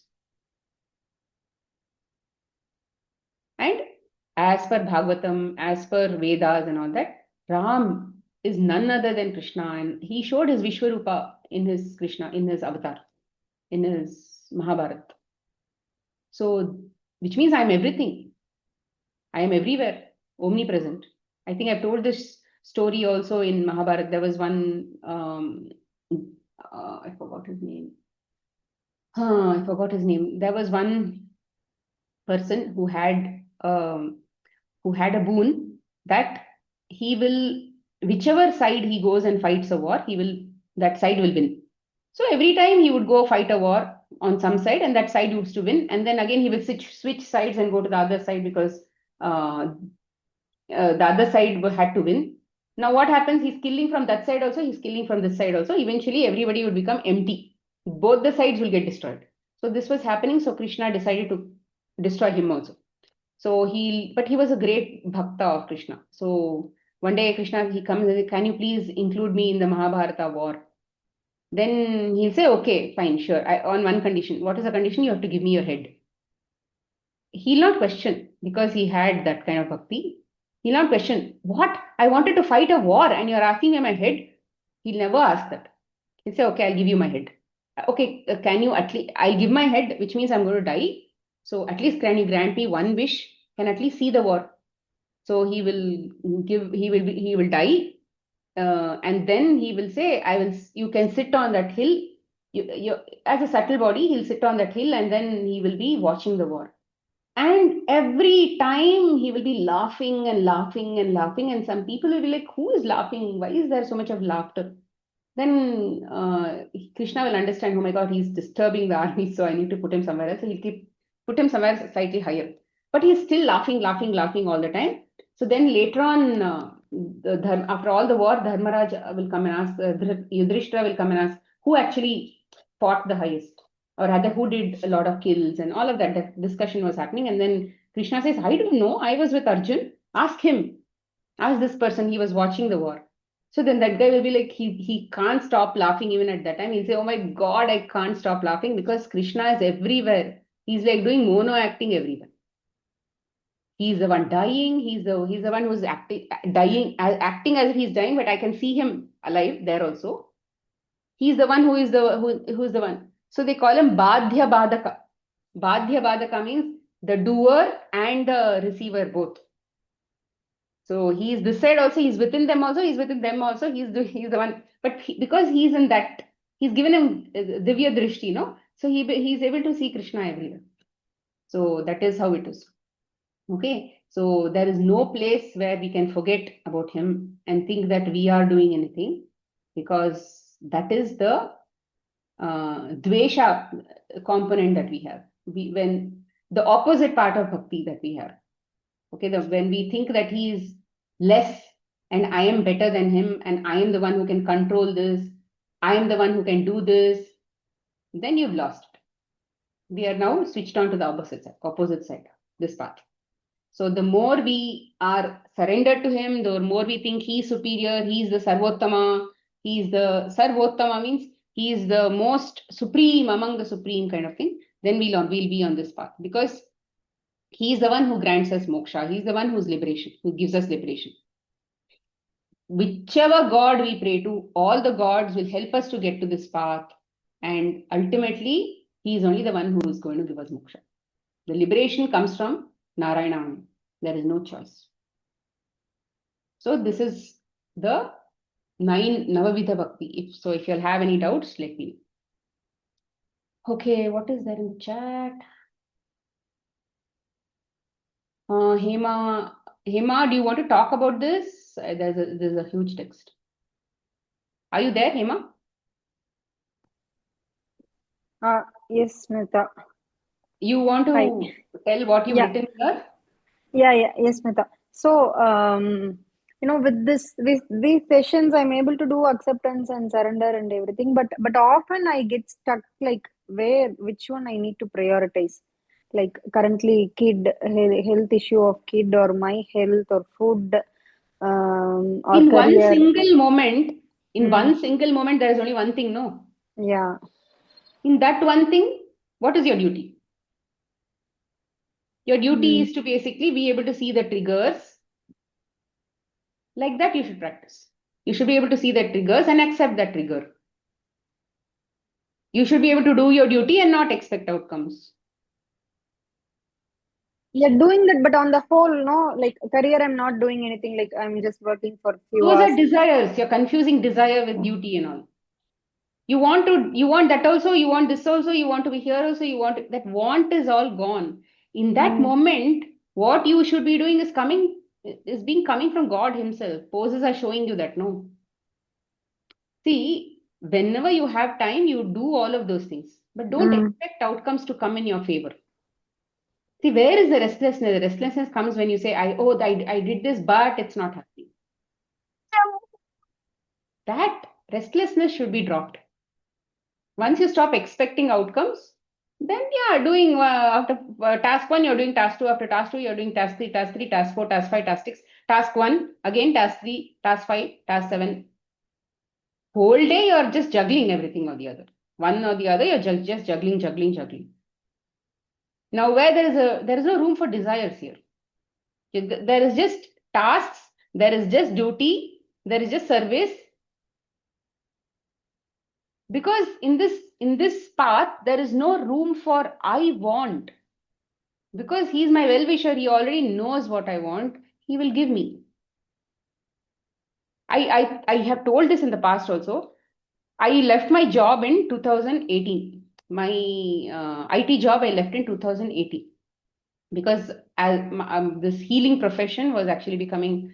I had a lot of clients. Uh, so as a nature cure practitioner, so I didn't. My focus was all here, and I was already doing three things. IT also I was doing as a job. Then I was also a baker. I was also this. So it was all getting a lot. My kids also were younger. So I saw room for voluntary retirement. So I just retired. I got some package and I retired. That was the last time I got salary in my account. And now also it's not like I don't have any paid job. And when clients come one or the other time, I take money. Otherwise, there is nothing like there's no steady stream of income, is what I said. But for some reason, I always had this opinion that God will take care of my bank account. This mindset I have for some reason, even in the beginning also, even when I was in IT, I never asked, I never even remembered how much is there in my bank account. I never bothered to check. Even when my salary came, I didn't ask how much of salary. I never even remembered how much salary I used to get. It was coming. And even in appraisal, I never used to ask, give me this, give me that. Whatever they gave, I would say, okay, I would come. Somehow that mind itself was like that. So I used to think, oh, he'll take care. When I need, he will give me. To be very honest, whenever, and I run the house, fruits, vegetables, whatever, groceries and all, I only run the house. So, whenever, because my husband's savings and all, when husband's money and all goes to education, kids' educations, and many of those things, loan, whatever it is, if there are loans, he takes care of those things. So when somehow my bank account is getting shorter and I may not have money to pay somebody, by the time immediately some client will come and then she'll say I want to take appointment with you, and then she'll give money and then she'll do and go. Or let's say if my husband has invested in something, that investment will give some return or something will mature, something will happen like this.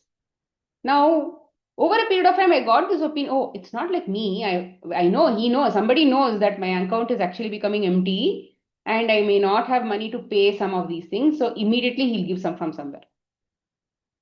I've already got that. I've come to that conclusion. It's not like a belief anymore. It is more of I know because I've seen that consistently happening. So he's a Hitaishi. Hitaishi means he knows that the trust that he knows when I want, I don't have to ask. If I don't have it currently, it means I should not have it. So that belief should first become stable, and that will become stabilized only when the first step Shravanam becomes stronger and stronger and stronger. So make that foundation stronger. Then everything else will follow, including life. Life also will be happy. The more you know about God, the less you will be unhappy. The unhappiness is because of ignorance, lack of knowledge. The more you invest time in knowledge, that itself will make your acceptance good. That itself will make your surrender good. That itself will improve the light in your body. That itself will improve the light in your mind. And automatically things will fall in place. Automatically. There is no need to even struggle. So just start listening, listening, listening, and put a internal affirmation that I want to know more about God. From that affirmation itself, become hungry, hungry, hungry, and just keep going on some path, whatever path is necessary for you, in whatever tributaries and exits and all you have to go, somewhere you'll go reach. Just trust that whatever is coming in terms of hearing, just keep listening, listening, listening, listening, and then you will go hit somewhere. Okay? Yeah. Yeah, Durga. Yes, Akka. So I just want to provide one update today. Last week, last Wednesday, I was keep on searching for houses, so many apartments. And immediately, there was some misunderstanding with my parents as well. They were not okay with some apartments. So all these things were going on, and there was a broker as well for me. So he even got tired, and he just said, "Okay, let's finish off this. I'm not going to, he just kept the call, and I was like, okay, he'll not call me again anymore. And I sent him money for petrol alone. Because only if there is any apartment, I can give him broker charge. We can give him broker charge. Then the next day he called me, the same broker, and he said there is one apartment, there is one house. I will show you. And he took me, like, we just went around and saw for 1 hour. Then at last we got one house, which is the ground floor. Immediately my dad came. He saw. I showed them on the video call. My dad came, he saw my mom, and the deadline was given on March 15th by the previous house owner. Exactly, in the previous apartment, we came on March 13th, 2020.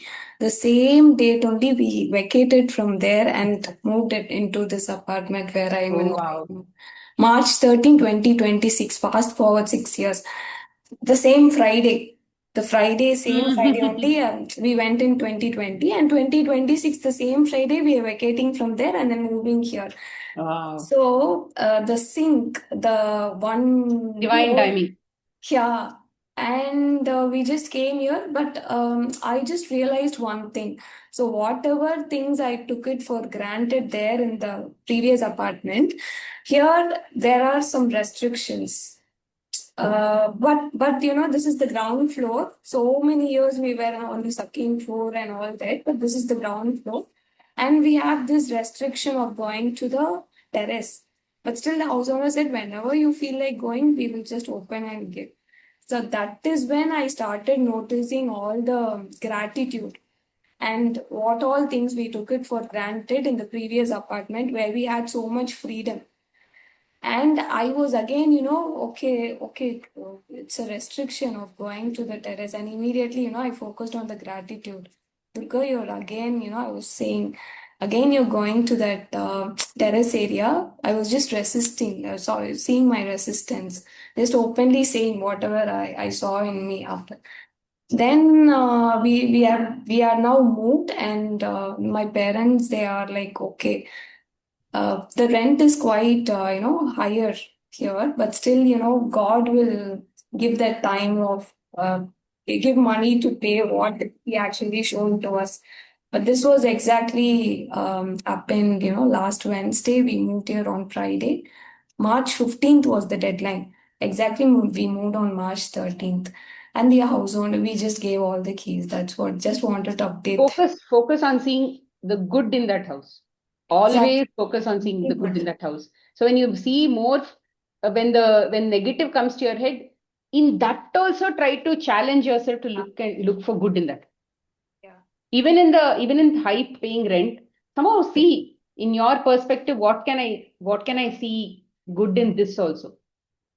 Not that, okay, this may be high, I may not have be I don't have the money to pay. Don't think like that.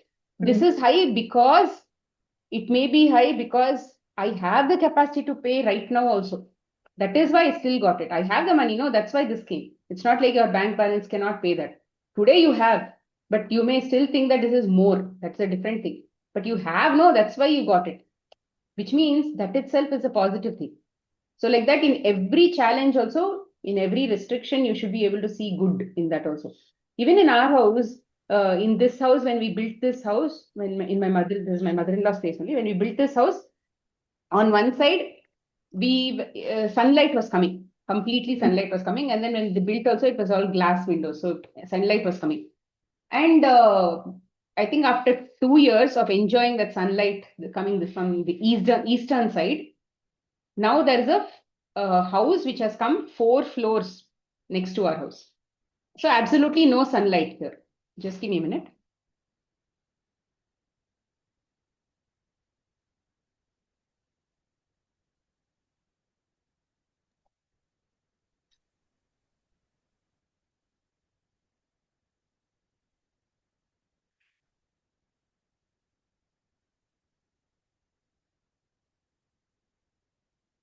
So there was no sunlight this side.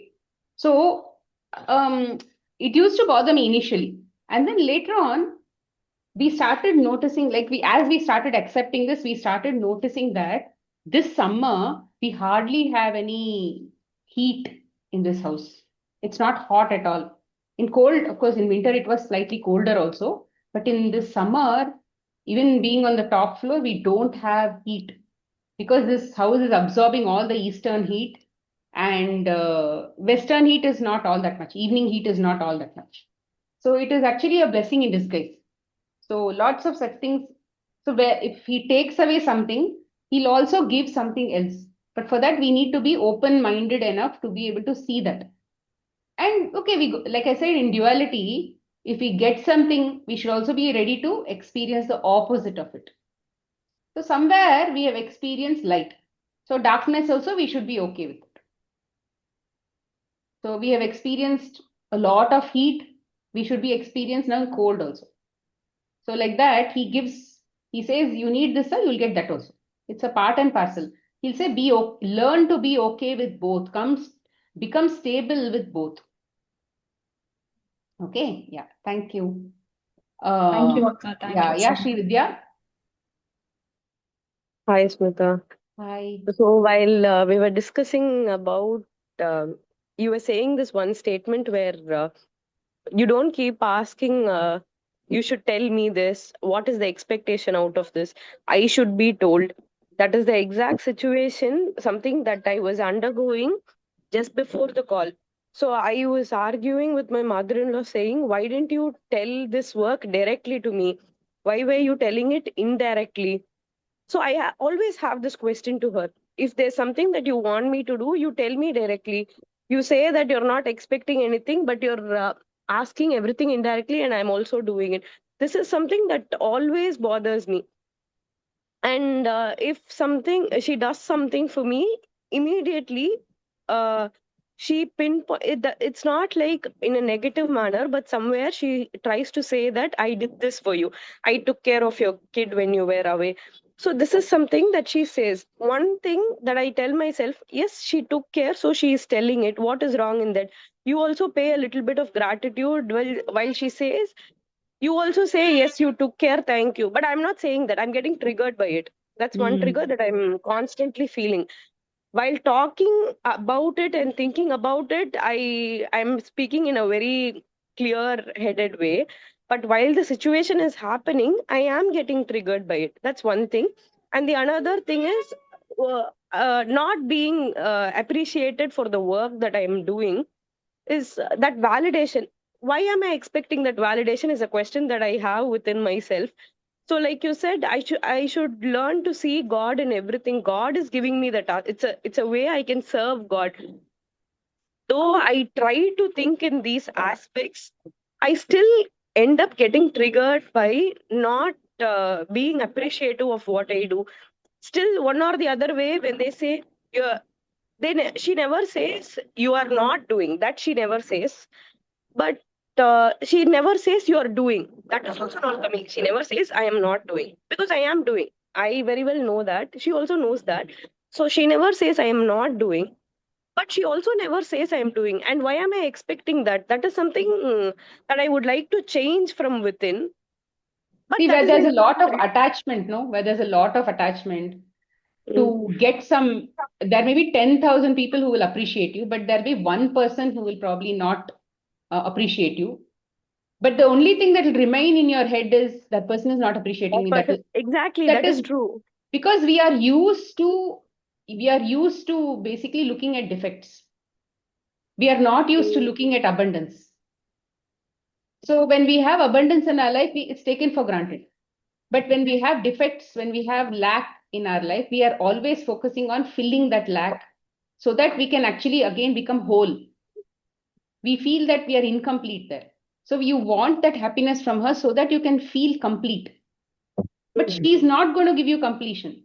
Tomorrow, when you learn to, let's say, see good things in her, whether she appreciates you or no, whether she tells you or no, it doesn't matter at all to you because you'll be like wholeheartedly willing to serve her.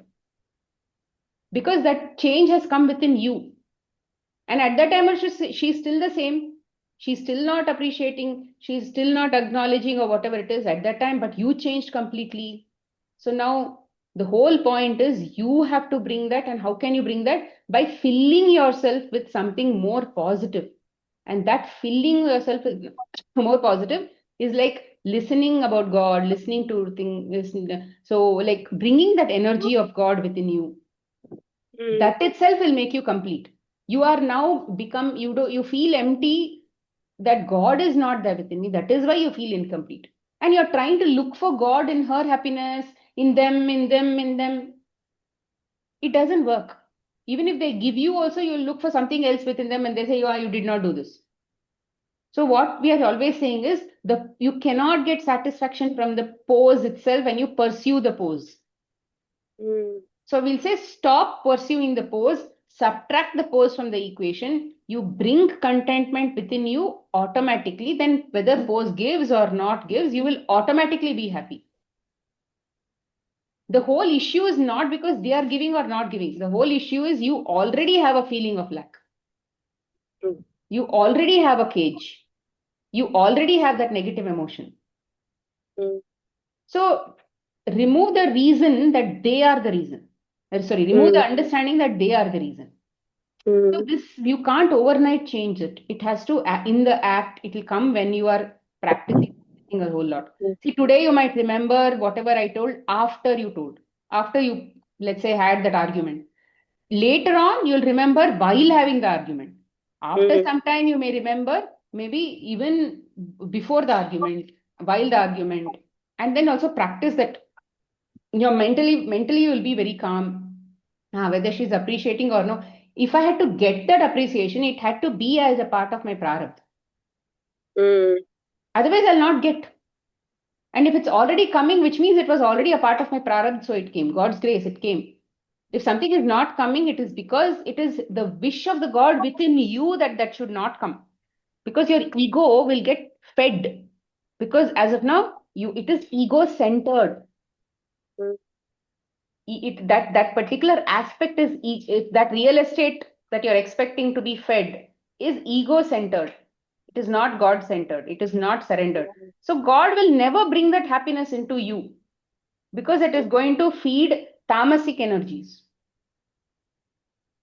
If Ravana is ruling that kingdom, God will not support that kingdom yet.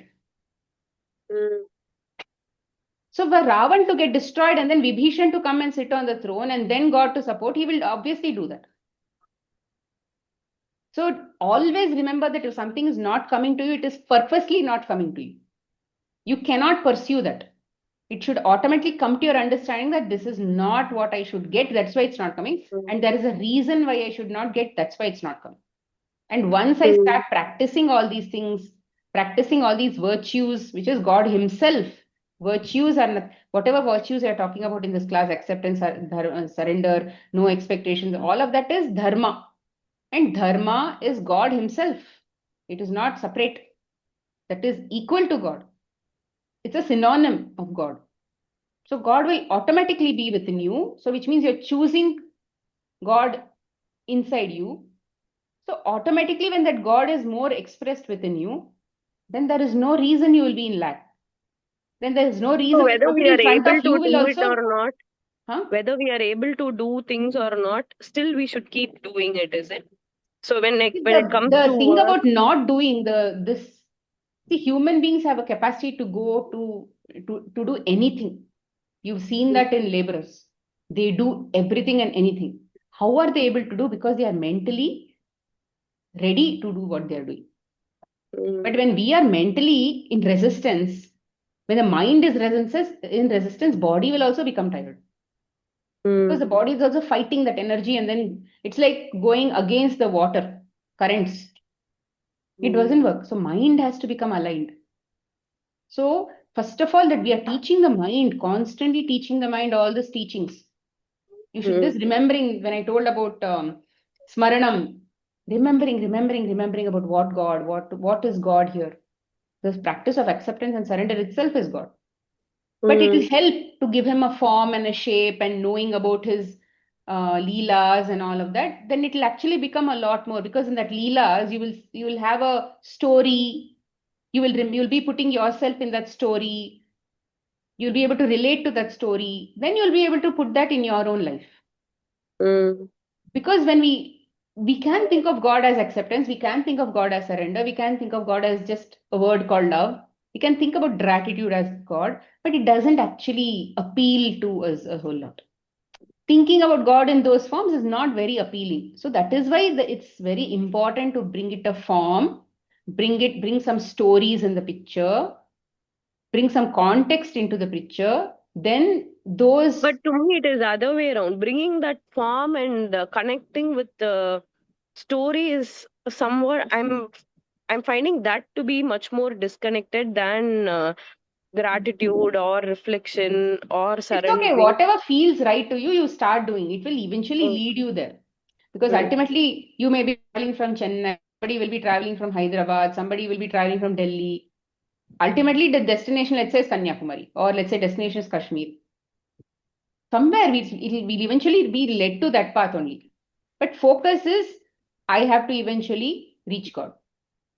mm. Yeah. So that see, when you internally know whether you're working on the right path. Mm, You know internally whether you are fighting something, you're resisting something. yeah. That's all. That is more than enough. Where there is resistance, there only there is growth. There only you Okay. have to bring zero resistance. Where there is no resistance, automatically anyway we can walk that path. No, there is no hassle there at all. But where there is resistance and there is fear, there is irritation, there is whatever, there only ego, ego is there. Mm, Ego doesn't want. Ego doesn't want. It wants comfort. It wants luxury. It wants fame. It wants name. It wants comfort. It wants pampering. It wants all of that.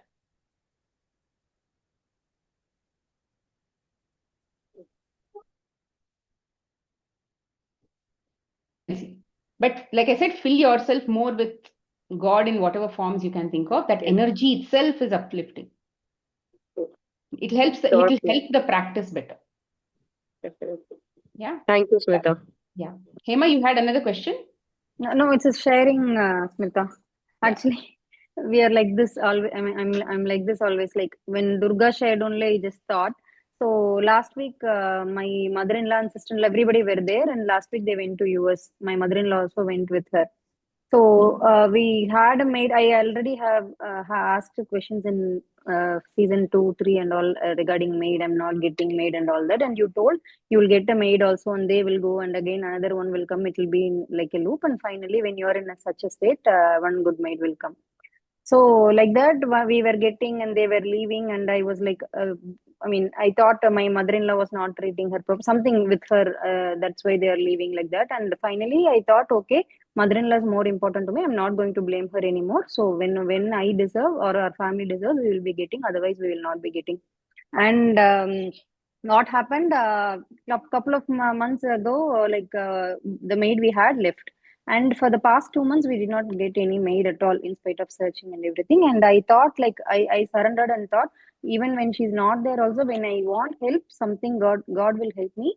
And I should not think it is coming in the form of a maid, but God helping me through someone. And just before a week, my mother-in-law wanted to leave. one maid came, and my mother-in-law trained her also for a week, and then she left. So, Mm. but I was actually okay. I was very happy and all that. But what is happening now? After a week, I thought, okay, we got a maid. Okay, I'm going to do this and that. I'm having a pre-plan, and that is not working out. And again, I'm complaining. That is becoming a loop. Yeah. And hence the question I asked. So yeah, like I said, it's a circle. In this path, we are circling one desire to another desire one. So this cycle will not end. This is not meant to end. We have to exit the cycle by choosing a different goal. And when we are pursuing this goal, there is the taking, what we have to take for granted is me and my desires will eventually end. But I'll still have happiness. Why do we chase desires? For happiness. But the promise here is you will get happiness, but doesn't mean that your desires will be satisfied. So you're willing to give up on your desires. Happiness is promised. Smita, it looks so simple, no, Smita, that when we say, yeah, I just want to be at peace and be happy, God, it's between you and me. No matter what churning is going on in my life, and the post is challenging me and all that, it's okay. It's God's will. Now, in the past 1 week, whatever challenges are coming in front, no, in the form of poses or anything, I've been able to say that is God's will. And I say, God, if it's your grace and if it's your wish, it will happen good to me.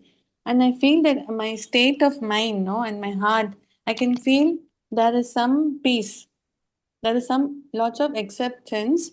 And I feel, oh, okay, so this is it. Now, what you told today is fully surrender and only speak of God. Yeah, To, because you're facing your own prarabdha.